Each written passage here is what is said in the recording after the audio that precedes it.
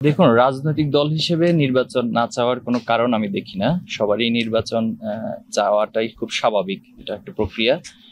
আর জুলাই আগস্টের পর যে প্রক্রিয়ায় ইন্টারিম গভর্নমেন্ট গঠন হয়েছে, এখানে দুঃখজনক বিষয় হলো যে জুলাই স্পিডকে ধারণ করে যে সংস্কারগুলো গত 1 বছরে হয়ে যাওয়ার কথা ছিল এবং ফেসিবাদের যে ফ্রেমিং এখানে তৈরি করা হয়েছে, যে স্ট্রাকচারটা গত 15 বছর তৈরি হয়েছে, এটাকে ভেঙে একটি নতুন জুলাই স্পিরিটকে ধারণ করে একটা প্রেম দাঁড় করানোর কথা ছিল। কিন্তু এখানে দুঃখজনক হলো যে রাজনৈতিক দলগুলোর ভিতরে আমরা সেই সদিচ্ছা, সেই উদারতার ঘাটতি পরিলক্ষিত হয়েছে।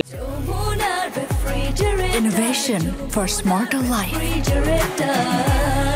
বিশেষ করে ঐক্যমত কমিশনের বেশ কিছু রিপোর্ট আমাদের কাছে এসেছে এবং সেখানকার আপনাদের মাধ্যমে, মিডিয়ার মাধ্যমে অনেকগুলো বক্তব্য অথবা তাদের ভিতরে যে ডিবেটগুলো হয়েছে সেটা দেখেছি। তো সেখানে আমরা খুবই আশাহত হয়েছি যে আমাদের রাজনীতিবিদ যারা, তারা আসলে এই ফ্রেমিংটাকে ভাঙতে চাচ্ছেন না কেন জানি।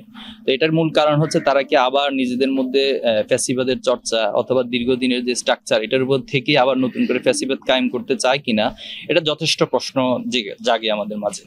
তো ছাত্র সংগঠন হিসেবে, ছাত্র শিবিরের জায়গা থেকে একটি সচেতন সংগঠন হিসেবে আমরা অবজার্ভ করছি, বিশেষ করে শহীদ পরিবারের সাথে আমরা যেখানে মত বিনিময় করেছি, কথা বলেছি, সবার বক্তব্য হচ্ছে তারাও নির্বাচন চায়, তবে তার আগে গণহত্যার একটি উল্লেখযোগ্য দৃশ্যমান বিচার তারা চায়। পাশাপাশি জুলাই যে ঘোষণাপত্র হয়েছে সেখানেও আপনি দেখবেন যে অনেকগুলো গুরুত্বপূর্ণ ইস্যু বাদ পড়েছে।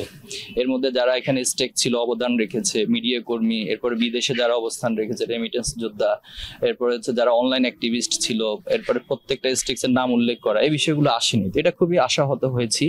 পাশাপাশি হলো যে সংস্কারগুলো, যে সেটাও শহীদ পরিবার থেকে বারবার বলা হয়েছে যে তারা যেন একটা স্থায়ী সংস্কার এবং স্থায়ী পরিবর্তনের দিকে বাংলাদেশ যায়, তারা সেটা চায়। কিন্তু তাদের এই চাওয়াটাকে উপেক্ষা করে রাজনীতিবিদরা অতিমাত্রায় ক্ষমতা লোভী হওয়া, এটা আমরা কখনোই সাপোর্ট করি না।